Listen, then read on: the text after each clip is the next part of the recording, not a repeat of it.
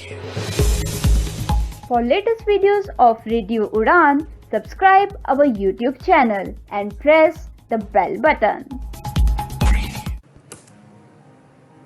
Very good evening, नमस्ते, सत श्री अकाल एंड हाय दोस्तों, मैं हूँ आरजे दिव्या शर्मा और ये है आपका अपना show vocabulary dose, a show to enhance your English vocabulary. तो दोस्तों, in this 191st episode we are going to talk about 16 important interesting words. जी हाँ दोस्तों, 16 ऐसे वर्ड्स की बात करेंगे जो कि इंपॉर्टेंट है, खास है। तो बात करेंगे इन वर्ड्स की। अभी जल्दी से अपनी डायरी, नोटपैड या जहां भी आप नोट करते हैं ये words, because this learning session is going to begin in a short while. और साथ ही अगर अभी तक आपने हमारे YouTube channel radio Udaan subscribe नहीं किया तो जरूर कर लीजिए, ताकि कोई भी एपिसोड्स आपके मिस ना हो और आप बार बार अपने शोज को, फेवरेट एपिसोड्स को सुन सकें। तो चलिए शुरुआत करते हैं इस लर्निंग सेशन की। Happy listening, happy learning, stay tuned.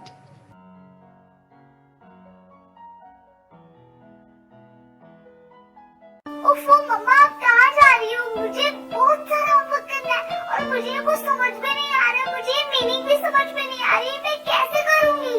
ओफो बेटा, आपको पता है ना कि ऑफिस जाने का टाइम है। प्लीज बेटा, मैं शाम को आकर आपको पूरी इंग्लिश पढ़ा दूंगी, सब चीज समझा दूंगी। ओके बेटा?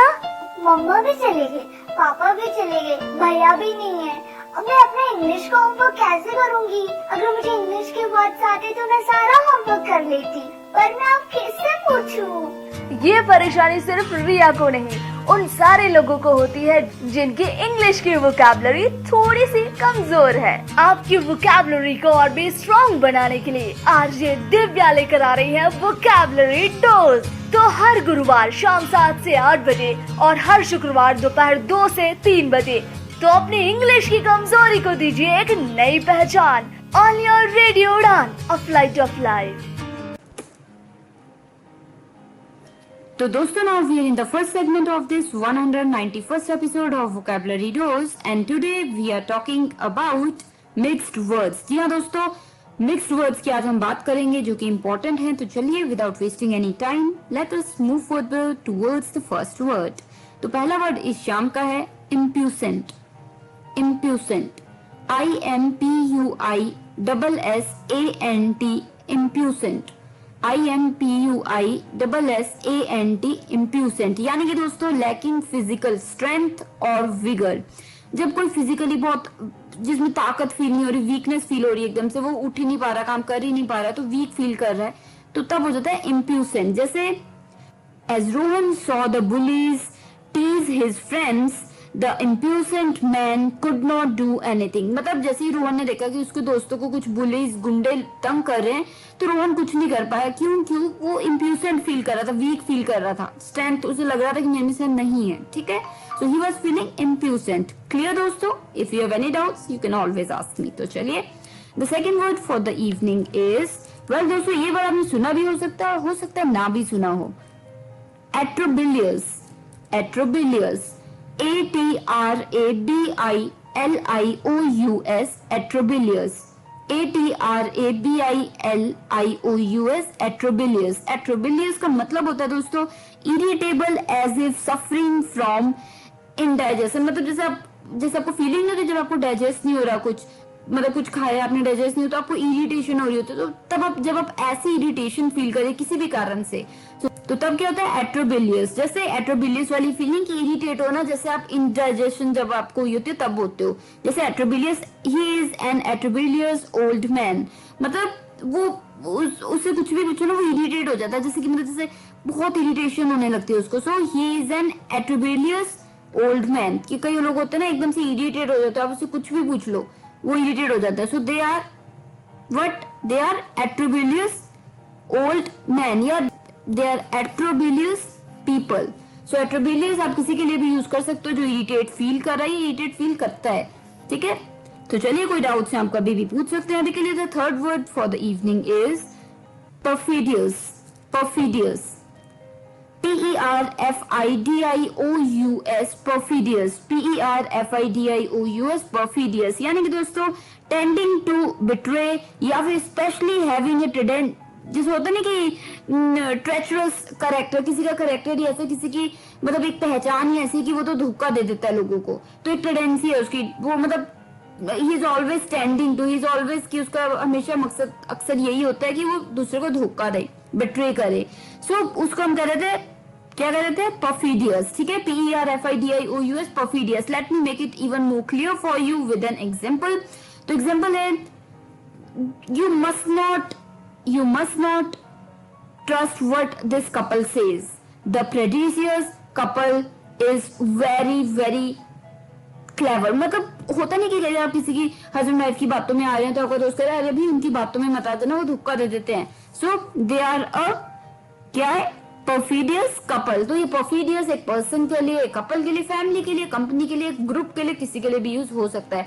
सो if you are using perfidious for anybody, it will mean that they are, क्या है, ट्रस्टवर्दी नहीं है, कि वो धोखा दे सकते हैं। They are always standing to betray. ठीक है, क्लियर। तो चलिए, the fourth idiom for the evening is dulcify. Dulcify, DULCIFY, dulcify, DULCIFY, dulcify, यानी कि दोस्तों मेक स्वीटर इन टेस्ट, या फिर जैसे मील्स में हो गया। तो जैसे अभी एग्जांपल देती हूँ, आपको क्लियर हो जाएगा। We made the meals dulcified with sweeteners। मतलब कई लोग होते हैं कि वो चीनी वगैरह जो होती है वो नहीं खाते, तो उसमें दूसरे तरीके के स्वीटनर्स डाले जाते हैं। So we made the dish, या we made the meals dulcified with sweeteners। तो डल्सिफाई होता है दोस्तों किसी चीज को और भी ज्यादा मीठा कर देना, कि चीज के टेस्ट को और भी मीठा बनाना। जैसे आजकल लोग कई फ्रूट में डल्सिफाई द फ्रूट, कि उनमें कुछ स्वीटनेस डाल देते ताकि वो और भी मीठे लगे। ठीक है, so am I clear here? I hope so. फिर भी कोई डाउट है आप कभी भी पूछ सकते हैं। तो दोस्तों ये हो गए हमारे 4 वर्ड्स इस फर्स्ट सेगमेंट के। So let us take a quick recap for your convenience. The first idiom for the evening was इम्प्यूजेंट।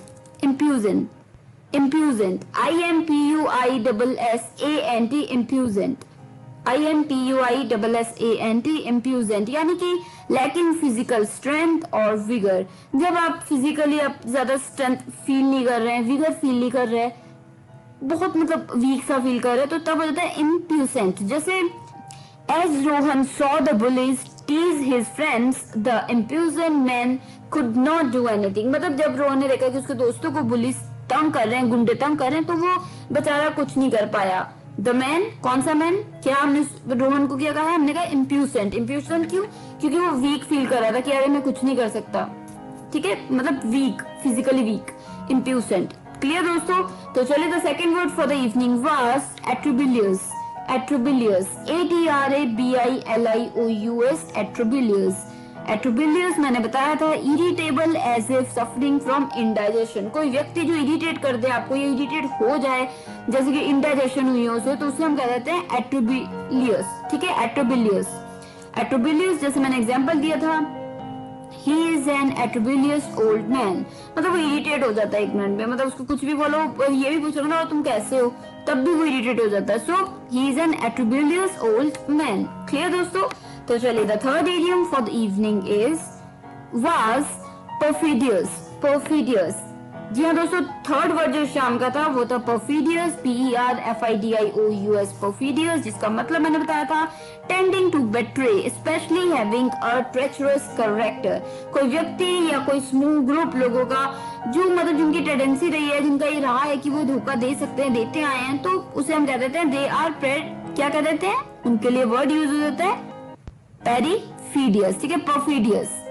Perfidious जैसे they are a perfidious couple, मतलब उन पे इतना विश्वास मत करो, वो धोखा दे देते होते हैं। So they are a perfidious couple. तो चलिए, the fourth word for the evening was dulcify. Dulcify, DULCIFY, dulcify, DULCIFY, dulcify, यानी कि बताया था जब आप किसी चीज को और भी स्वीट बना देते हैं, उसमें स्वीटनर ऐड करके, सो तब आप उसे कहते हो डल्सिफाई। जैसे मील्स डल्सिफाइड विद स्वीटनर, मतलब डल्सिफाई मतलब और मीठी बना दी गई स्वीटनर डाल के। सो मील्स वर डल्सिफाइड विद स्वीटनर्स। तो दोस्तों ये थे हमारे 4 वर्ड्स इस फर्स्ट सेगमेंट के 191st एपिसोड के। तो मुझे उम्मीद है कि चारों जो वर्ड्स हैं आपको क्लियर हो गए होंगे। कोई डाउट्स रह भी गए, don't worry, you can always ask me and I will make sure to make it clear to you. अभी के लिए I have to take a quick break and I will be right back. Stay tuned, you are listening to vocabulary dose with RJ Divya Sharma.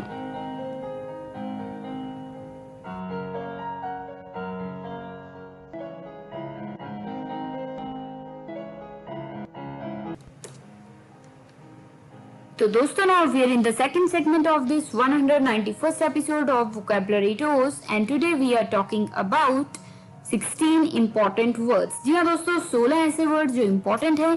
तो चलिए जो fifth word है शाम का वो है लाइटसम। लाइटसम LIGHTSOME लाइटसम यानी कि दोस्तों मूविंग इजीली एंड क्विकली।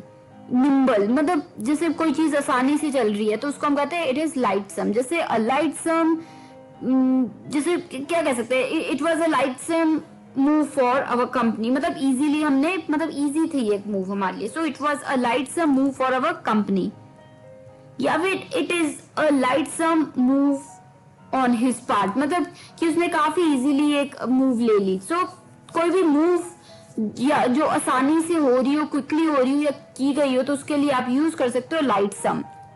ठीक है, जैसे बहुत ही केयरफुली या फिर बहुत ही हैप्पी एंड लाइट हार्टेड। एक और मीनिंग भी है इसका। जी हाँ दोस्तों, मीनिंग दूसरा ये भी है लाइटसम का कि बहुत ही केयरफ्री, जिसको मतलब ज्यादा टेंशन नहीं लेता, केयरफ्री रहता है, खुश रहता है, लाइट हार्टेड रहता है। जैसे the songs with a lightsome heart मतलब कई सॉन्ग होते हैं ना जो बहुत ही ज्यादा केयरफ्री होते हैं, जिनको सुन के आपको भी हैप्पी हैप्पी फील होता है, वरीज खत्म हो जाती है आपकी। So these songs make you feel light hearted. जो इन सॉन्ग्स को हम क्या कह सकते हैं, the songs with a lightsome heart या लाइटसम नेचर। क्लियर दोस्तों, दो मीनिंग हो गए इसके लाइटसम के। तो चलिए the sixth word for the evening is nescient. Nescient NESCIENT nescient NESCIENT nescient यानी कि दोस्तों जैसे होता नहीं uneducated in general but lacking knowledge और सोफिस्टिकेशन। मतलब एक तो होता है कि अनएजुकेटेड इन जनरल अनएजुकेटेड होते हैं और साथ ही साथ एक नॉलेज तो है ही नहीं, साथ में सोफिस्टिकेशन भी नहीं है। बहुत ही मतलब बहुत ही टिपिकल वे में कोई एक्ट कर रहा है तो उसको हम क्या कहते हैं, नशंट NESCIENT नशंट। जैसे नशंट ऑफ कॉन्टेम्परेरी लिटरेचर मतलब क्लियर अगर मैं करूं तो अनएजुकेटेड इन जर्नल और लैकिंग नॉलेज और सोफिस्टिकेटेड। सपोज कीजिए कि आपने एक बुक पढ़ी, किताब पढ़ी जो कि अभी कॉन्टेम्परेरी लिटरेचर पे, तो आप कह रहे हो ना it was nescient of contemporary literature मतलब कि इतनी ज्यादा क्लियर नहीं थी, इतनी ज्यादा एजुकेटेड नहीं थी, इतनी ज्यादा सोफिस्टिकेटेड नहीं थी। It was nescient of contemporary literature मतलब ऐसी थी। तो clear, you got my point right. So ये हो जाता है नशंट NESCIENT नशंट।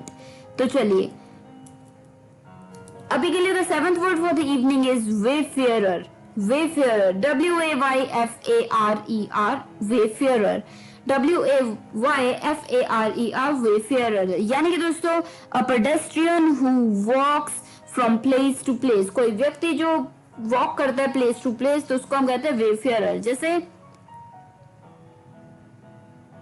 The movie was about a wayfarer who traveled 5 nations। मतलब जो मूवी देखी हमने वो एक वेफेयरर के बारे में थी जिसने 5 कंट्री जो है 5 कंट्रीज हैं वो पैदल उसने सफर किया। तो वेफेयरर होते हैं जो अक्सर पेडेस्ट्रियन होते हैं, पैदल जाते हैं, वॉक करते हैं यहाँ से वहां मतलब एक जगह से दूसरी जगह, और ये एक सिटी एक नेशन से दूसरी नेशन भी होता है। ठीक है, तो उन्हें हम कहते हैं वेफेयरर। क्लियर दोस्तों, अभी के लिए the 8th word for the evening is tidings। tidings TIDINGS tidings TIDINGS tidings यानी कि दोस्तों information about recent and important events. जी हाँ दोस्तों, कोई भी इंफॉर्मेशन जो बिल्कुल रीसेंट अभी जो हाल ही में हुई हो कोई चीज उस बारे में हो इंफॉर्मेशन और इम्पोर्टेंट हो इवेंट्स के बारे में तो वो से हम कहते हैं टाइडिंग्स। जैसे they awaited tidings of the outcome मतलब कि उन्होंने जैसे जो बॉस थे उन्होंने वेट की कि जो अभी पीछे रिसेंटली चीजें हुई हैं उनका क्या रिजल्ट निकला। So they awaited tidings of the outcomes. Tidings मतलब कि जो इंपॉर्टेंट इवेंट्स हुए वो हुए तो वो उनका जो आउटकम था वो क्या।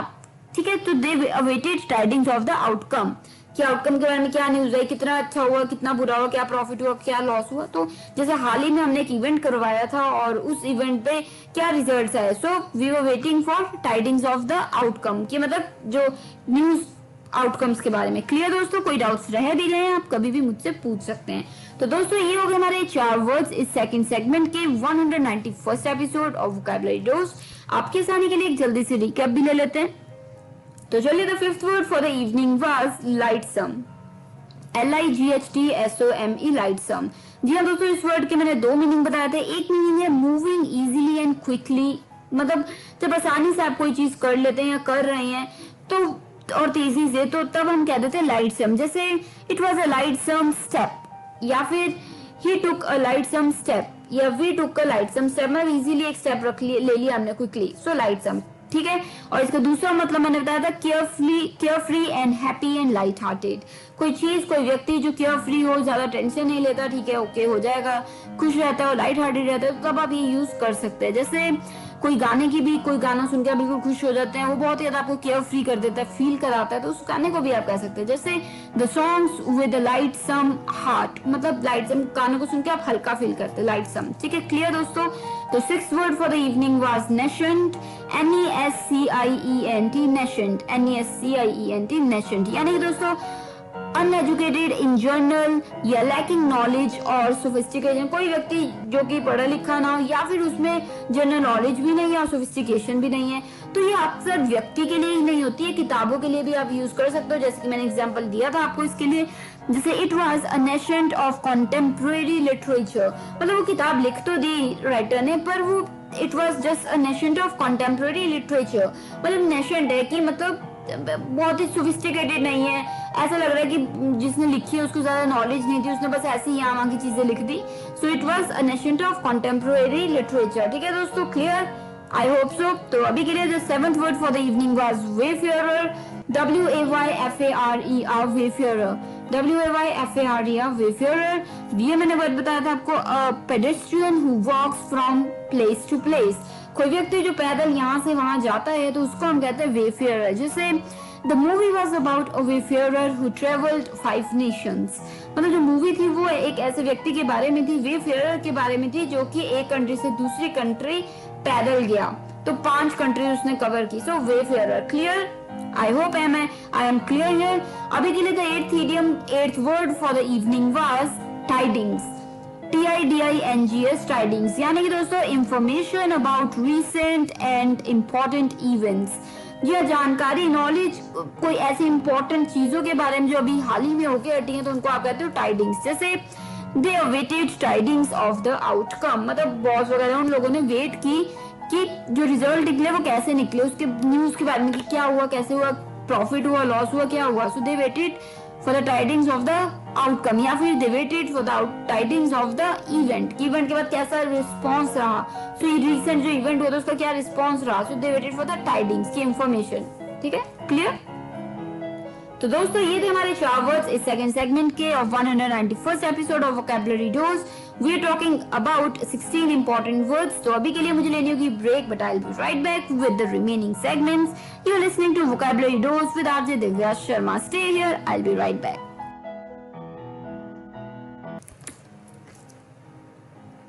तो दोस्तों now we are in the third segment of this 191st episode of Vocabulary Dose, and today we are talking about important 16 words. तो चलिए without wasting any second, let us move further towards the 9th word.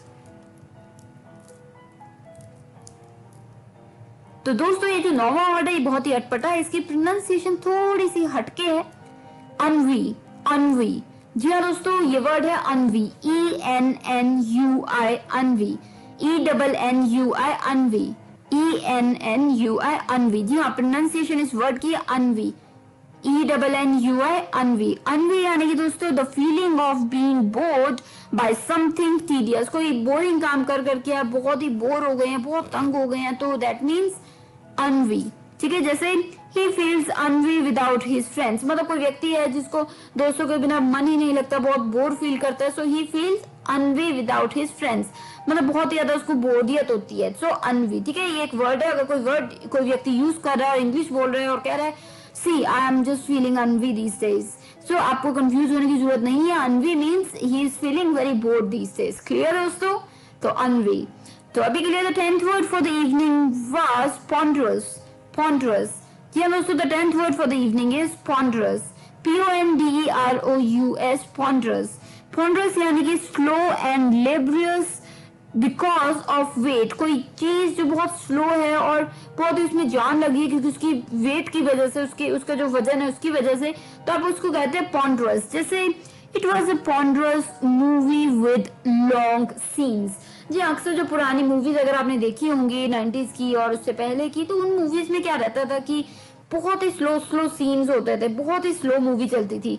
So those movies were पॉन्ड्रस।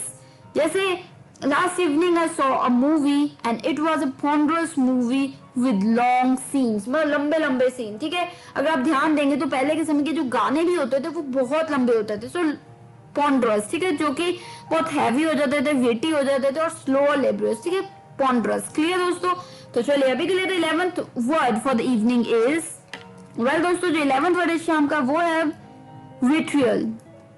Vitriol, VITRIOL, vitriol, VITRIOL, vitriol. Vitriol यानी कि abusive और venomous, जो कि मतलब होता नहीं कि abusive and venomous language used to express blame और सेंश्योर और बिटर, जैसे होता नहीं बिटर डीप सीटेड इलविल, किसी के प्रति आपको बहुत ज्यादा नफरत है, गुस्सा है, उससे बहुत ज्यादा आपको खिज मचती है और आप उसके बारे में बहुत बहुत गुस्से वाली जहरीली बातें कर देते हैं, तो वो हो जाता है विट्रियल। VITRIOL, vitriol. चाहे ये लिखित में हो या बोलने में हो तो ये विट्रियल होता है। जैसे His mother's sudden gush of fury and vitriol, मतलब उसकी मम्मी, जैसे हमने उसके बारे में कुछ बुरा बोला तो उसकी मम्मी ने बहुत ही ज्यादा, एक गश होता है दोस्तों, एक एडेड वर्ड हो गया आपके लिए। गश होता है एक मतलब बहाव, जैसे नलका खोल दो और पानी पूरा सारा जोर किया था ना, तो वैसे ही गश मतलब एक बहाव, बहुत ज्यादा, एक बहुत बड़ी कैपेसिटी में कोई चीज। सो His mother's sudden gush of fury, गुस्सा and vitriol। vitriol मतलब कि इलविल बोला उसने कि अरे तुम तो ऐसे हो, तुम तो वैसे हो, मेरा बेटा तो सही है। तो vitriol कि बहुत उबलना, गंद उबलना, गुस्से में उबलना, नफरत उबलना या फिर बहुत ही ज्यादा जहर उबलना। ठीक है, तो vitriol, VITRIOL, vitriol। तो चलिए the 12th word for the evening is reclusive। reclusive, RECLUSIVE, reclusive। जी हाँ दोस्तों, reclusive का मतलब मैंने बताया keeping away from society, seeking solitude. जब आप लोगों से दूर रहते हैं, कल्ले में रहना पसंद करते हैं, सॉलिट्यूड में, तो वो उस चीज को हम कह देते हैं reclusive। जैसे lived an unsocial reclusive life। जी हाँ दोस्तों, he lived a, जैसे होता नहीं कि he lived an unsocial reclusive life, मतलब कि लोगों से दूर, ज्यादा मिलना नहीं, अकेला रह के, तो रेक्लूसिव। क्लियर? तो दोस्तों ये थे हमारे 4 वर्ड्स इस 3rd सेगमेंट के, and I have to take a quick recap for your ease. तो चलिए 3rd सेगमेंट के ये 4 वर्ड्स जो थे ये थे, पहला जो 9वां वर्ड था वो था ennui. Ennui, ENNUI, ennui, ennui, ENNUI, envy, यानी कि the feeling of being bored by something tedious। जी हाँ, जब आप किसी चीज की वजह से बोर हो रहे हैं, बार बार बहुत ज्यादा बोरियत हो रही है, तो दैट मीन्स एनवी। जैसे he feels ennui without his friends, मतलब पहले दोस्त थे, घूमता था, उनका पढ़ता था, बातें करता था, वो नहीं है तो ये बोर फील करता है बहुत। So he feels ennui, ENNUI, envy। तो चलिए the 10th word for the evening was ponderous, PONDEROUS, ponderous। ponderous का मतलब मैंने बताया था slow and laborious because of weight. कोई चीज जो वेट की, वजन की वजह से बहुत स्लो हो गई है, बहुत धीरे धीरे चल रही है, तो उसे हम कहते हैं ponderous। जैसे it was a ponderous movie with long scenes. जी हाँ, मैंने आपको एग्जांपल दी थी कि पिछले समय में जैसे मूवीज होती थी, गाने होते थे, उनके बहुत स्लो लंबे लंबे सीन, स्लो चलती थी movies. So those used to be ponderous movies। जैसे I saw a movie last evening and it was a ponderous movie with long scenes। ठीक है, क्लियर? तो चलिए the 11th word for the evening was vitriol, VITRIOL, vitriol। vitriol यानी कि जब आप दुश्मनी में, गुस्से में, खिंच के किसी के बारे में जहर उगलते हैं, कोई गंदी बातें, बुरी बातें बोलने लगते हैं। abusive या venomous language used to express blame, किसी को ब्लेम करने के लिए, सेंसर करने के लिए, बिटर करने के लिए, इलविल है किसी के अगेंस्ट तो बोलने के लिए, तो विट्रियल जो आप लैंग्वेज यूज करते हैं उसे हम कहते हैं विट्रियल। जैसे his mother sudden gush of fury and vitriol, उसकी जो माँ है उसका एकदम से गुस्सा आ गया, उसके गुस्से में उसने गुस्सा किया और बहुत ही विट्रियल लैंग्वेज बोली, मतलब बहुत ही ज्यादा क्या कह देते हैं कि ऐसी लैंग्वेज जिसके बाद आप, जिसमें दुश्मनी, गुस्सा, जहर सब हो। तो चलिए the 12th word for the evening was reclusive. Reclusive, RECLUSIVE, reclusive. RECLUSIVE reclusive बताया था मैंने, keeping away from society, seeking solitude, कोई व्यक्ति जो अकेला रहना चाहता है, अकेलापन उसको अच्छा लगता है और वो सोसाइटी से दूर रहता है तो ही इज रेक्लूसिव। जैसे he lived an unsocial reclusive life, मतलब कि उसने हमेशा से ऐसी जिंदगी जी जहाँ वो ज्यादा सोसाइटी में घुलता मिलता नहीं था, अकेला ही रहता था दूर सोसाइटी से, तो he led a reclusive life। तो दोस्तों ये थे हमारे 4 वर्ड्स इस थर्ड सेगमेंट के। So let me take a quick break and I will be right back with the remaining 4 words. You are listening to vocabulary dose with RJ Divya Sharma और आज हम बात करें इंपॉर्टेंट 16 वर्ड्स की। Stay tuned.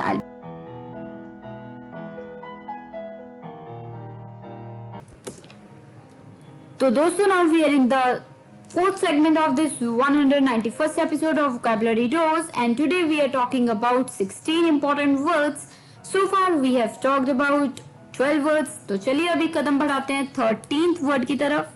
तो चलिए जो 13th वर्ड है शाम का दोस्तों वो है डोरफुल। डोरफुल, जी हाँ दोस्तों, DOLEFUL डोरफुल, DOLEFUL डोरफुल, यानी कि फिल्ड विद और इवोकिंग सैडनेस, किसी चीज से आपको एकदम से दुख फील हो रहा है, सैड फील कर रहे हैं, सो वो दैट इज समथिंग डोरफुल। जैसे द चाइल्ड्स डोरफुल एक्सप्रेशन, मतलब आपने जैसे बच्चे से पूछा और बेटा तुम्हारे माँ बाप कहाँ हैं, और उसने बहुत ही ज्यादा एक सैड से एक्सप्रेशन आया उसके चेहरे पे कि उसके माँ बाप नहीं है, तो इट वॉज अ डोरफुल एक्सप्रेशन। डोरफुल यानी कि बहुत ही ज्यादा सैडनेस, जिसको देख के आपको भी सैड फील होने लगा, so his expression was doleful. You started feeling sad, dim, ठीक है, सो डोरफुल, क्लियर। तो चलिए the 14th word for the evening is, well दोस्तों ये वर्ड भी अटपटा सा है थोड़ा, अम्पटीन्ड। अम्पटीन्ड, जी हाँ, इसकी प्रोनाउंसिएशन थोड़ी सी ट्रिकी जरूर हो सकती है। अम्पटीन्ड, umpteenth, UMPTEENTH, umpteenth, UMPTEENTH, umpteenth, यानी कि दोस्तों last in an indefinitely memories series, मतलब कोई चीज होती आ रही है, जैसे बैक टू बैक आप शिमला गए, उसके बाद आप दिल्ली गए, फिर उसके बाद आप गोवा गए, उसके बाद आप चंडीगढ़ गए, तो चंडीगढ़ लास्ट जो आपकी सीरीज थी पूरी, उसमें चंडीगढ़ लास्ट चीज थी, तो वो क्या हो गया, अम्पटीन्थ। जैसे last in an indefinitely numerous series, मतलब अभी चंडीगढ़ पहुंचो, आगे आप कहीं और जा रहे हो, तो अभी तक की लास्ट किया चंडीगढ़, सो व्हाट वाज अम्पटीन्थ। जैसे एग्जांपल देती हूँ, after a tedious 45 minutes Rohan dropped the umpteenth shoe box at his side and crawled over to the closet door। मतलब कि 45 मिनट्स तक तो बेचारे रोहन, छोटा सा रोहन है, उसने जूता पकड़ रखा, बट उसके बाद he dropped the umpteenth shoe box at his side and crawled over to the door side। मतलब कि फिर 45 मिनट्स हो गए, 15 मिनट पकड़ा, 10 मिनट पकड़ा, 20 मिनट पकड़ा, 25, 30 मिनट, 35 मिनट, फिर 45 मिनट होते होते वो बहुत थक गया, उसने अपने हाथ से जो वो शू बॉक्स था वो छोड़ दिया और वो डोर की तरफ आ गया। तो अभी लास्ट में क्या मिनट थे, 45 मिनट, तो वो लास्ट टाइम हुआ, ठीक है। तो इस पूरी सीरीज में 10, 20 minute, 30 minute, 40 minute, 45 minute last हुए, तो उसको हमने क्या कह दिया, अम्पटीन्थ। तो किसी भी सीरीज में चाहे वो समय हो, दिन हो, टाइम हो, कुछ भी हो, लोग हो, तो अम्पटीन्थ होता है last, UMPTEENTH, umpteenth। So after a tedious 45 minutes, Rohan dropped the umpteenth shoe box at his side and crawled over to the door। Clear दोस्तों, कोई डाउट्स रह गए इस वर्ड को लेके या किसी भी वर्ड को लेके, आप कभी भी मुझसे पूछ सकते हैं। तो चलिए अभी के लिए जो 15th वर्ड है इस शाम का दोस्तों वो है इंट्रेपिड। इंट्रेपिड, INTREPID, इंट्रेपिड, जी हाँ दोस्तों, इंट्रेपिड, INTREPID, इंट्रेपिड, यानी कि दोस्तों इनवल्नरेबल टू फियर और जैसे होता है ना कि इंटिमिडेशन, बहुत ही मतलब कि आपको फर्क ही नहीं पड़ता, आप डर ही नहीं लगता आपको किसी चीज से, आपको एंजाइटी नहीं होती, आप इनवल्नरेबल है, मतलब आपको डर नहीं लगता, तो वो हो जाता है इंट्रेपिड, INTREPID, इंट्रेपिड। जैसे he is an intrepid person, मतलब उसको कभी भी मतलब डर नहीं लगता, वो फील नहीं करता कि हाँ ठीक है मैंने उसको कह दिया, वो इन्फ्लुएंशियल पर्सन है, उसे मैंने गुस्से से कुछ बोल दिया और वो मुझे कुछ कह देगा, उसे ये डर नहीं है, तो he is an intrepid person। so intrepid यानी कि इनवल्नरेबल टू फियर और इंटिमिडेशन, तो जिसको डर ही नहीं लगता, तो इंट्रेपिड, क्लियर।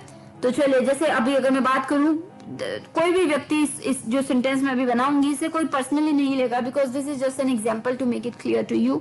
सो जैसे for example we can say अभी ये जो है Kangana Ranaut. So Kangana Ranaut is an intrepid person.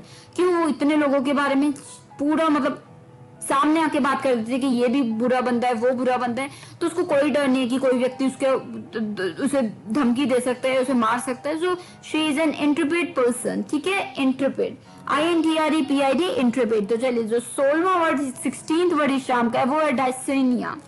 जी हाँ, ये भी एक अटपटा सा वर्ड है, डिसेनिया. DYSANIA, डिसेनिया. DYSANIA, डिसेनिया. यानी कि डिसेनिया means when you have a hard time getting out of your bed. जी हाँ, ये एक स्थिति होती है.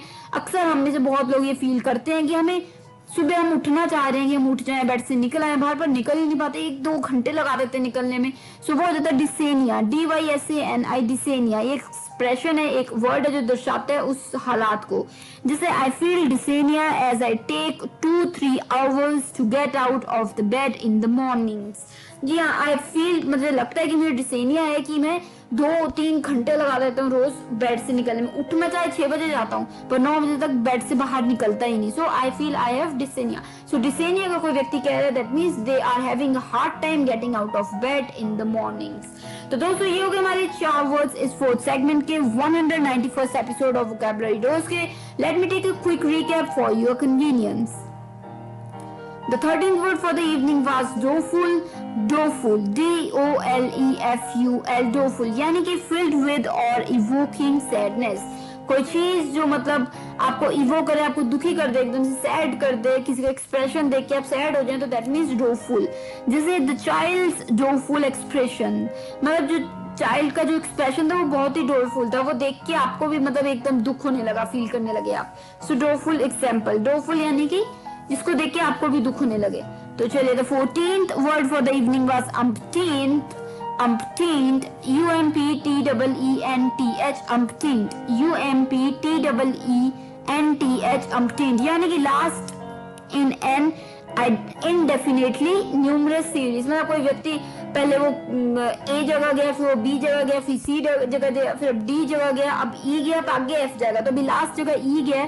सो E जगह इज umpteenth, मतलब जो अभी तक की सीरीज में लास्ट जगह थी. जैसे after tedious 45 minutes Rohan dropped the umpteenth shoebox at his side and crawled over to the close या डोर या कुछ भी. ठीक है, तो मतलब एग्जाम्पल मैंने दी थी कि 45 मिनट्स तक तो जो रोहन है उसने पकड़ रखा वो शूज, बट उसके बाद 45 मिनट्स के बाद उसने वो जो umpteenth मतलब जो लास्ट चीज पकड़ी हुई थी, शू पकड़ा हुआ था बॉक्स, 45 मिनट्स तक वो छोड़ के वो दरवाजे के पास आ गया. सो लास्ट चीज, ठीक है, शू, और लास्ट समय 45 मिनट्स तक. ठीक है, तो 10 मिनट्स हो गए, 20 मिनट हो गए, 30 मिनट हो गए, 35 मिनट्स हो गए, 40 मिनट हो गए, 45 पे आकर उसने छोड़ ही दिया, हालांकि ये 2 घंटे तक चलना था, तो वो लास्ट वो क्या था 45 मिनट. सो umpteenth. ठीक है, सो umpteenth. क्लियर? कोई डाउट है आप पूछ सकते हैं. अभी के लिए तो 15th word for the evening was interpret. INTREPID, interpret. कोई व्यक्ति जिसको डर ही नहीं लगता किसी से, वो वल्नरेबल फील ही नहीं करता फियर से, इंटिमिडेशन से, तो उसे हम कहते हैं ही इज इंटरप्रेट पर्सन. जैसे he is an interpret person, या जैसे Kangana Ranaut is an interpret women. Interpret women यानी कि आपने अगर देखा होगा वो किसी भी व्यक्ति के बारे में बोल देती हैं कि ये ठीक नहीं है, वो डरती नहीं है कि हाँ वो इन्फ्लुएंशियल है तो वो कुछ कह ना दे, वो सीधे बोल देती हैं, सो उन्हें डर नहीं लगता. So she is interpret. तो चलिए, 16th and the last word for the evening was dysania. डिसेनिया, DYSANIA, डिसेनिया, DYSANIA, डिसेनिया. यार दोस्तों, ये वही कंडीशन है जो हम सभी में से बहुत लोग विंटर्स में जरूर फील करते हैं. Dysania means when you have a hard time getting out of your bed. जब आपको सुबह नींद आ रही हो, आप बेड उठ गए, सो के उठ गए पर आप बेड से निकल ही नहीं रहे हो, तो तब हो जाता है वो उस हालात को हम कहते हैं डिसेनिया. जैसे I feel dysania as a take 2-3 hours to get out of the bed every morning. मुझे लगता है मुझे डिसेनिया है, मुझे बहुत टाइम लगता है बेड से निकलने में बाहर. ठीक है, डिसेनिया. तो दोस्तों, ये हो गए हमारे 4 वर्ड्स इस 4th सेगमेंट के, और मुझे उम्मीद है सभी वर्ड्स आपको क्लियर हो गए होंगे. तो अभी के लिए ले लेते हैं ब्रेक, और ब्रेक के तुरंत उस पर मैं यानी कि आरजे दिव्या शर्मा लौटूंगी लास्ट सेगमेंट के साथ. बने रहिए, ठहरे रहिए, बात करेंगे अभी.